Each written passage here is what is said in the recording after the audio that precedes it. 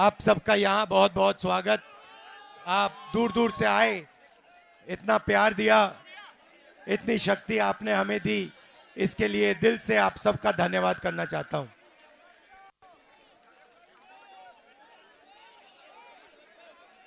पिछले साल हमने भारत जोड़ो यात्रा की थी। देश में नफरत फैलाई जा रही है, भाई को भाई से लड़ाया जा रहा है, लोगों को डराया जा रहा है। आ जाओ आ जाओ, ये भैया जो जी हैं, आ जाओ इधर आ जाओ, यहां आ जाओ, आगे आ जाओ।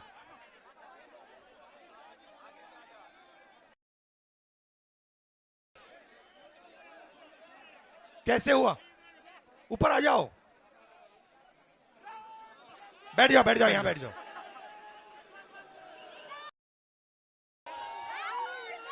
यहां बैठो,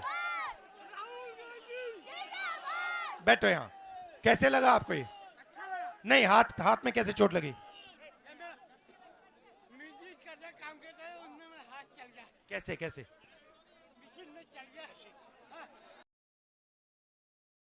भाई का काम करते थे?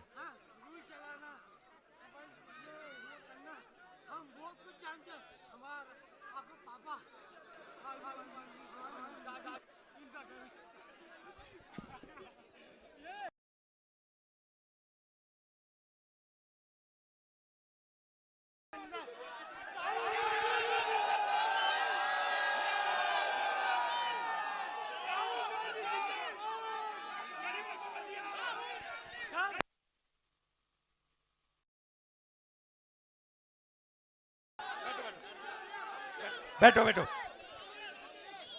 अब आप सबका सॉरी, मैं इनसे बात करने में लग गया। मशीन से काम करते थे, हाथ गया।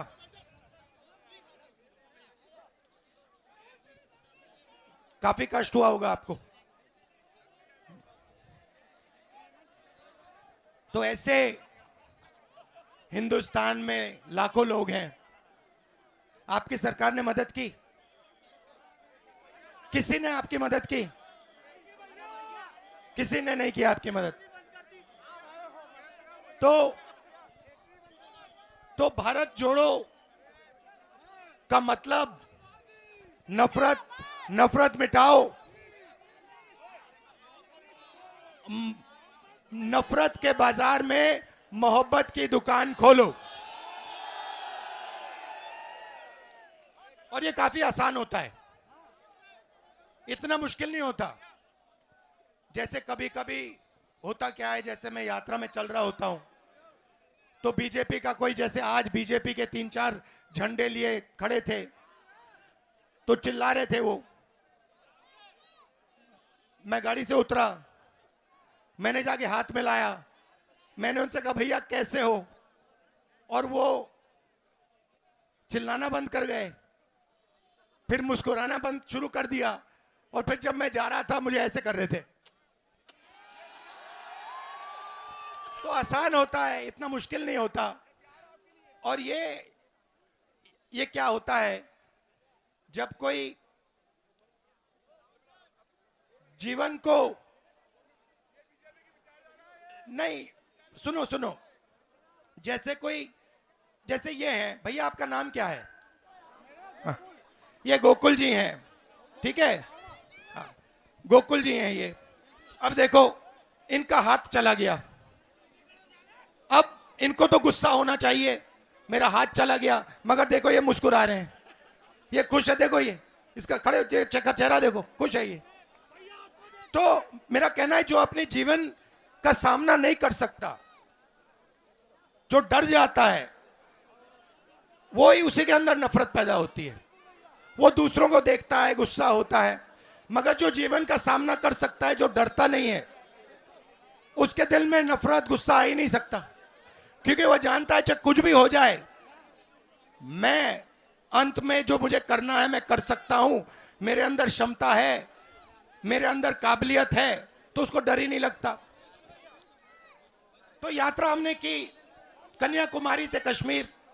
अब अजीब सी बात आपको बताएं, 4000 किलोमीटर हम चले, 30 किलोमीटर 25-30 किलोमीटर रोज चलते थे। शाम को हमें पता नहीं लगता था, थकान नहीं आती थी।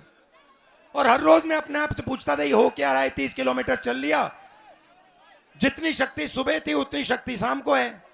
और फिर मुझे बात समझ आई, ये हिंदुस्तान की जनता का प्यार है, उनका मोहब्बत है, उनकी मोहब्बत है कि ये मेरी मदद कर रहे हैं। ये देख रहे हैं कि एक व्यक्ति हिंदुस्तान के लिए लड़ रहा है, जोड़ने के लिए लड़ रहा है, तो ये बिना कुछ कहे मेरी मदद कर रहे हैं। और जब ये मुझे मोहब्बत दे रहे हैं, अपनी शक्ति दे रहे हैं, मुझ में थकान ही नहीं आ रही। अब दूसरी यात्रा क्यों शुरू की? क्योंकि लोगों ने हमें कहा देखिए आप कन्याकुमारी से कश्मीर चल दिए मगर आप आसाम नहीं गए, आप बंगाल नहीं गए, उड़ीसा नहीं गए, नॉर्थ ईस्ट में नहीं गए, गुजरात नहीं गए।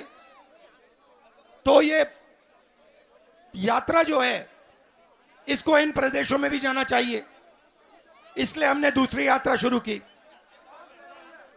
और मणिपुर से शुरू की। और आज मैं यहां आपके सामने हाजिर हुआ हूं। उसमें हमने एक नया, अब आप पूछोगे भैया न्याय शब्द क्यों जोड़ा? मैं आपको बताता हूं। हिंदुस्तान में आर्थिक अन्याय हो रहा है, सामाजिक अन्याय हो रहा है, किसानों के खिलाफ अन्याय हो रहा है, महिलाओं के खिलाफ अन्याय हो रहा है, मजदूरों के खिलाफ अन्याय हो रहा है। सारा का सारा धन 2-3 बड़े उद्योगपतियों को दिया जा रहा है। आप जहां भी देखो आपको अदानी अदानी अदानी अदानी नाम दिखाई देगा। हिमाचल के सेब अदानी, हथियार अदानी, एयरपोर्ट अदानी, रेलवे अदानी। तो जहां भी देखो आपको वही 2-3 बड़े नाम दिखेंगे, वही बड़े 2-3 नाम दिखाई देंगे। मैं आपसे एक सवाल पूछना चाहता हूं, आपका टेस्ट लेना चाहता हूं। चलो, जैसे आपका टेस्ट होता है ना,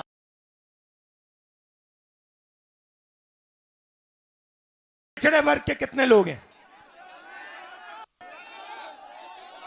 50%। दलित वर्ग के कितने हैं? 15। आदिवासी वर्ग के कितने हैं? 15। गरीब जनरल का 5-6% हो जाता है। अब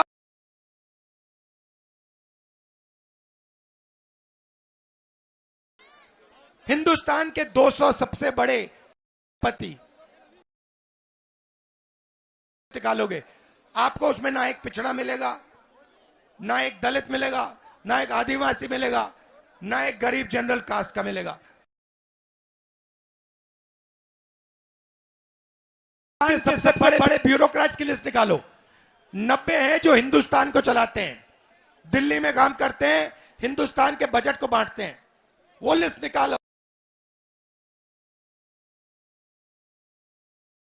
काम करते हैं, छोटी सी मिनिस्ट्री उनके पास। जो बड़ी बड़ी मिनिस्ट्रियां हैं उसमें ना पिछड़ा है, ना दलित है, ना आदिवासी है। सही है ना? देखो, आपका नाम क्या है? बुलबुल यादव। बुलबुल यादव जी,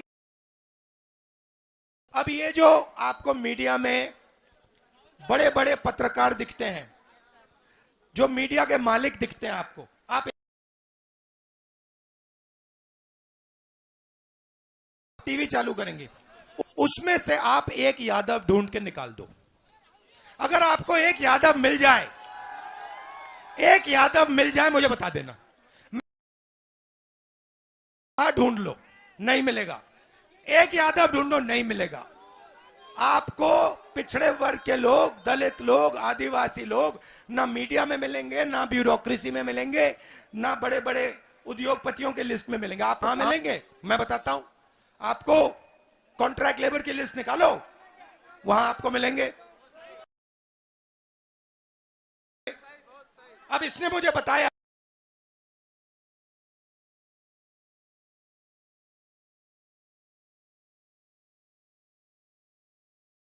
अब इनके पापा को कैसे खत्म करने की कोशिश की।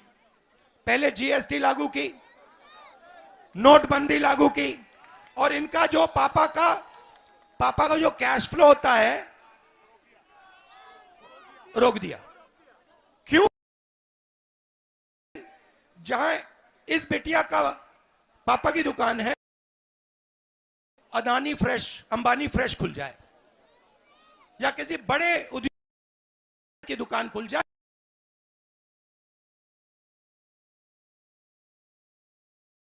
नौकरी जाके करे किसके लिए? उसके लिए। मजदूरी करे किसके? उसके लिए। तो आप हर इंडस्ट्री को देख लो, कोई भी इंडस्ट्री देख लो हिंदुस्तान में, आपको सब जगह यही 10-15 लोग दिखेंगे। अब मैं चाहता हूं कि, नाम क्या था तुम्हारा? बुलबुल यादव। मैं चाहता हूं कि बुलबुल यादव एक दिन कहे अपने आप से कि मैं ये जो मोबाइल फोन है ऐसा मोबाइल फोन बनाना चाहती हूं, ठीक है?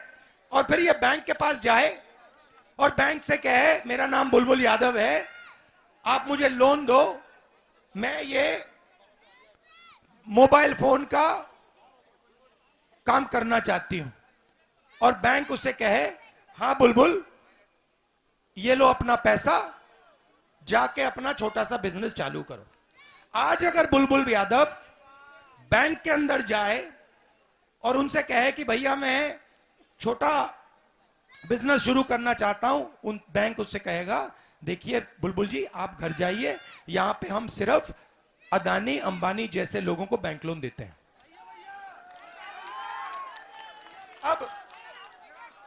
अब एक और सवाल, मनरेगा को चलाने में कितने रुपए लगते हैं साल के? हाँ, नहीं, मैं टेस्ट ले रहा हूं आपका।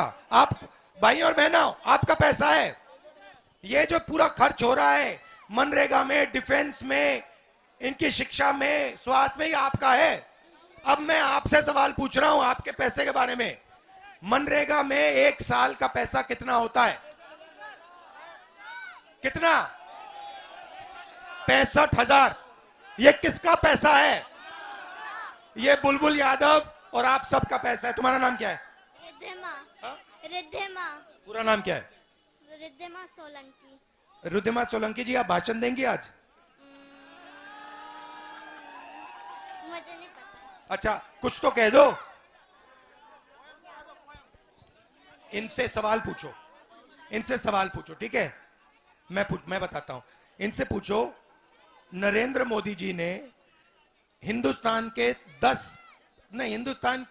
20-25 सबसे अमीर लोगों का कितना कर्ज माफ किया है? ठीक है, पूछो जोर से।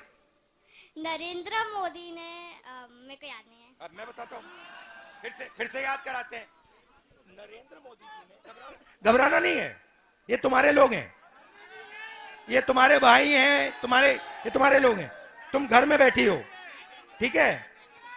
तुम घर में बैठी हो, अब तुम अपने भाई बहनों से, परिवार से बात कर रही हो, तो अब मैं आपसे पूछता हूं, अब आप पूछना, नरेंद्र मोदी जी ने हिंदुस्तान के सबसे बड़े अरबपतियों का कितना कर्ज माफ किया?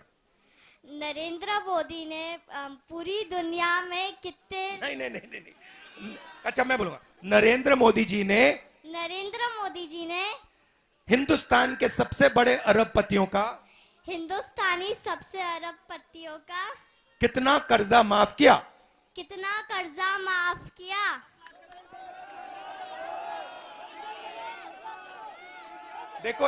देखो इनका पैसा है, इनको मालूम ही नहीं।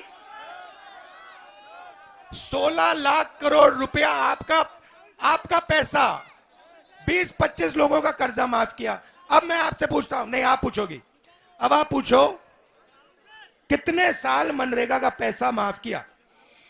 कितने साल? जोर से। कितने साल मनरेगा का कर्जा माफ किया? एक भी नहीं। और मनरेगा को चलाने में 65,000 करोड़ रुपए लगते हैं। नरेंद्र मोदी जी ने 25 लोगों को 24 साल मनरेगा का पैसा पकड़ा दिया। 16 लाख करोड़ रुपया, 65,000 करोड़ रुपया, 65,000 करोड़ रुपया मनरेगा का एक साल का, 16 करोड़ रुपया, 16 लाख करोड़ रुपया उन्होंने माफ किया। मतलब 25 साल का मनरेगा का पैसा उन्होंने 20-25 लोगों को दे दिया और आपको पता भी नहीं लगा। आपके जेब से पैसा लिया, आपको पता भी नहीं लगा। छोटी बच्ची आपसे पूछ रही है, आप जवाब नहीं दे पा रहे हो।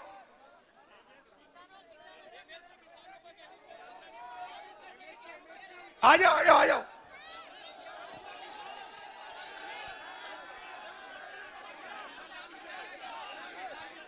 आ जाओ, आने दो आने दो आने दो। दादा इनको आने दो, भैया इनको आने दो।